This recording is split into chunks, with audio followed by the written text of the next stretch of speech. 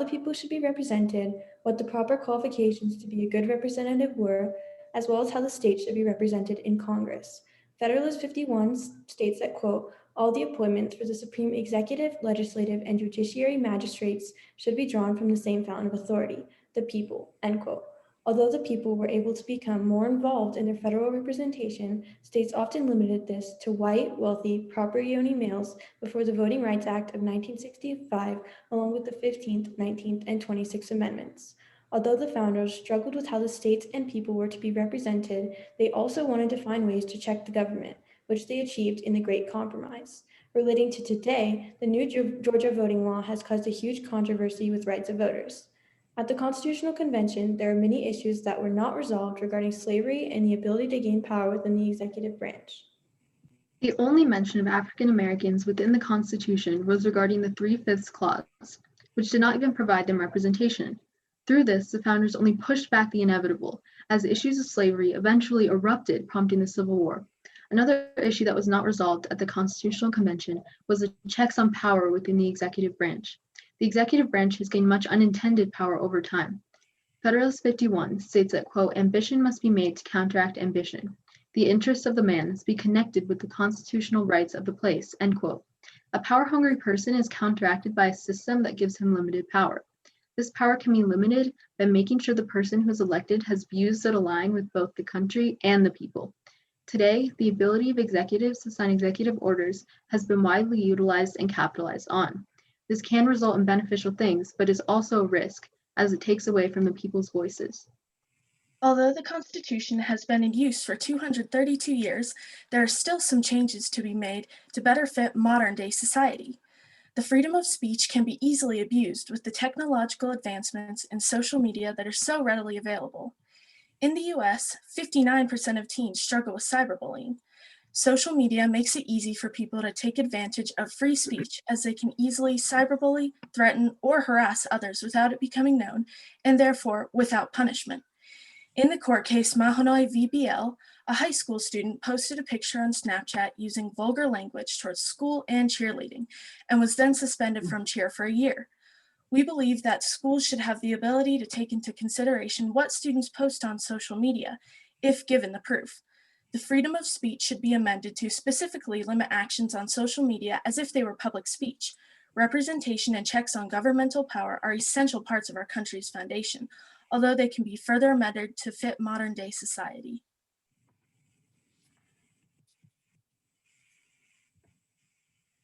All right. Sue, do you want to ask the first question?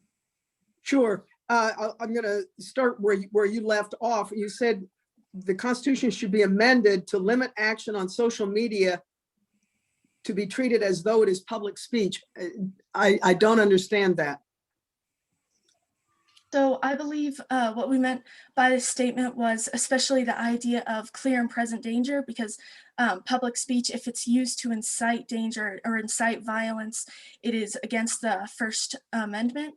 While for social media, it should be applied to this same idea. Social media are in the public domain.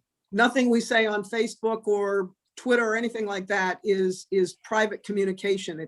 We're using radio waves where it's in the public domain. That's what I'm not understanding. Are you saying schools or states or the national government? Help me out. Well, I think this is kind of a vague subject too, because there are also the idea of the third parties, such as the companies, Snapchat, Instagram, other public forums like that. It also would depend on if there's a law passed in the national level or if it's just regulated by state or school. So now what I'm really not understanding is, I thought I heard a proposal for a constitutional amendment regarding whatever this is. What would that amendment say? Well, I think the amendment would have to be more specific on what sort of speech should be banned on social media. Like I mentioned before, the idea of clear and present danger, if that should be applied to social media, and if it's being used to incite illegal actions. Okay, thanks. All right. I guess following up on that, is that really something that needs to be done through an amendment to the Constitution? Or do you think does Congress have the power to enact specific law governing speech and social media? As we can see today, that people really don't listen to anything they don't want to listen to. And I feel like a good way to get through to that is using the Constitution and using amendments in Congress to get through there and say that this isn't allowed or ban something. And I feel like that the amendments and Congress is a great way to get through there. Then just following up on that, if your premise is that the people, i.e. the voter, isn't listening at times, would it even be remotely possible then that you would get the 3/4 approval of the states to such an amendment?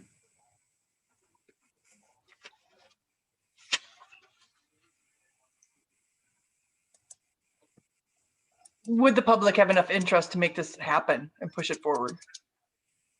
I believe that the public, I think a big part of this is how educated the citizens are, and if they're voting and if they're using their voices to project into Congress, into the Senate, to have their voices heard. And then if the people are, voicing what they believe to their representatives, this will be better forwarded to Congress and would help voting.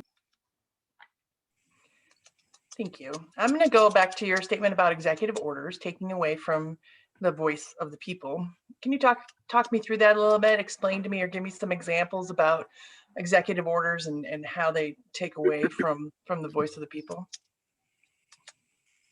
So what we were trying to say there was that executive orders, although they can be beneficial, like for example, in wartime, in the past, they could have been useful if things were urgent.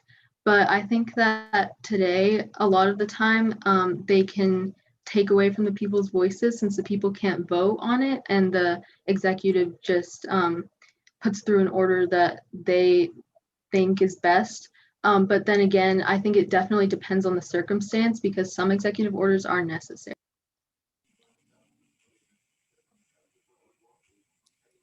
What would be a necessary executive order now? What would you see an example of a recent one that you thought? And anybody can answer. You don't have to answer. I mean, you can, but anybody.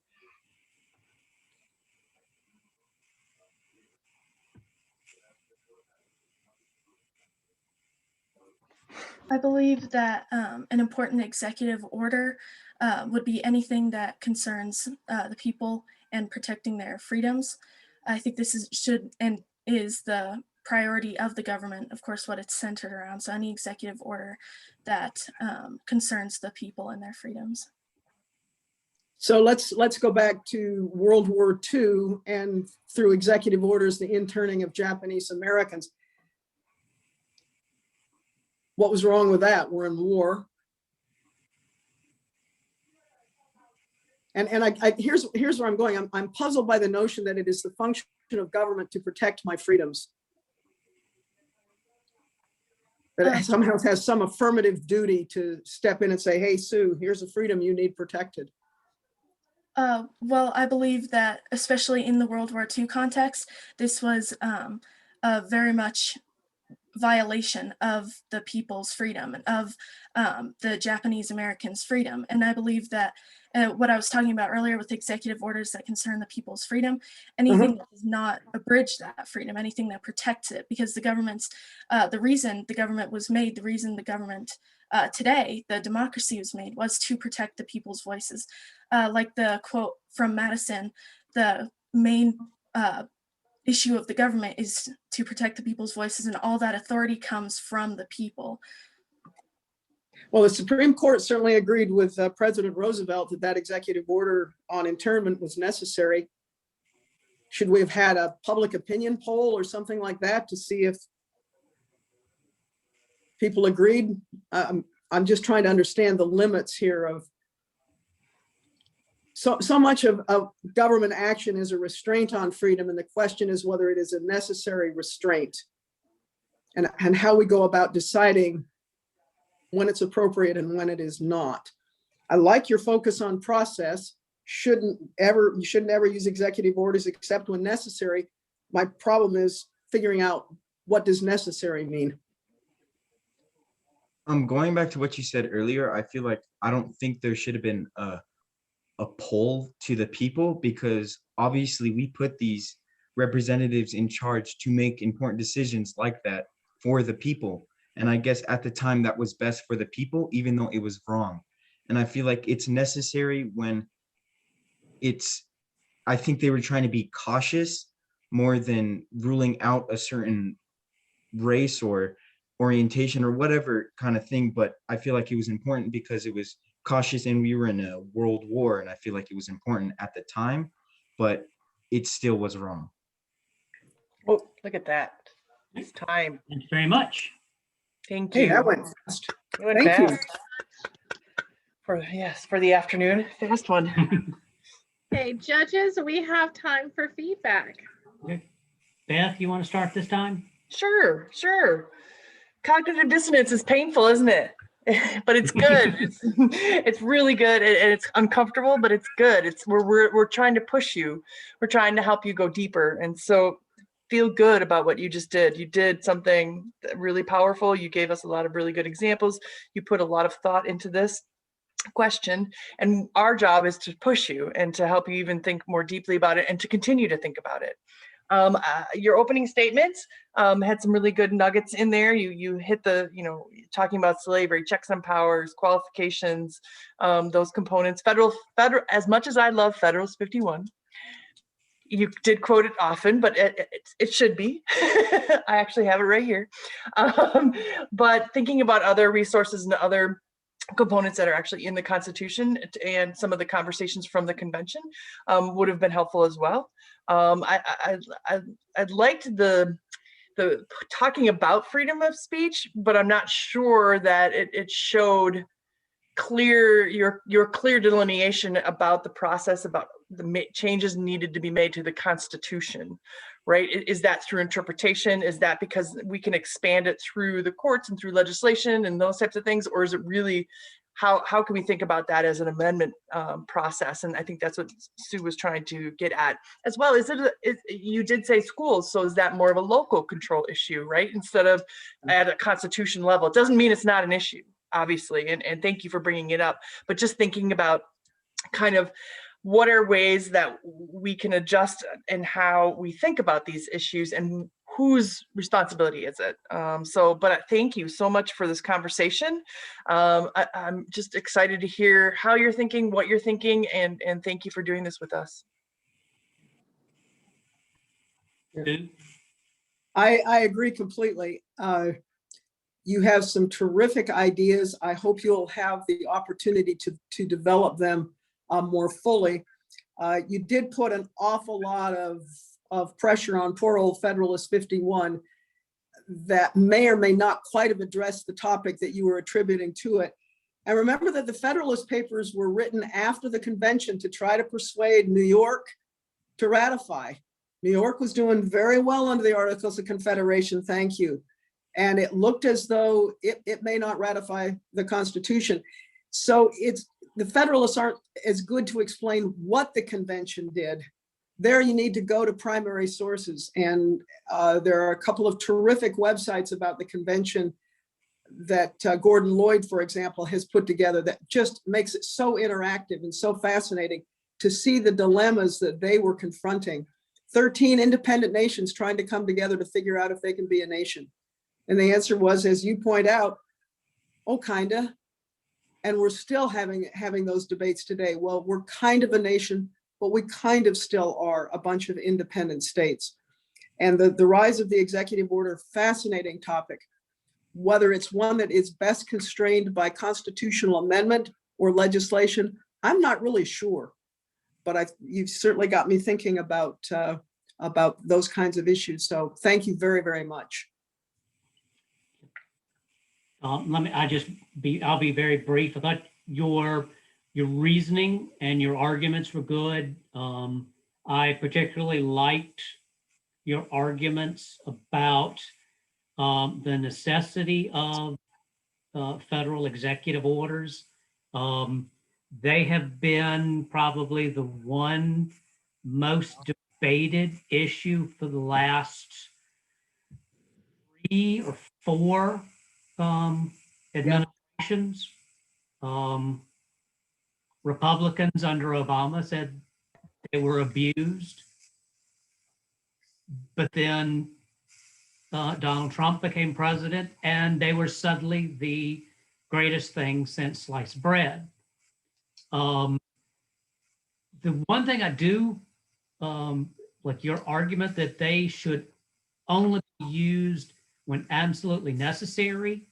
And the issue is they really shouldn't ever be necessary.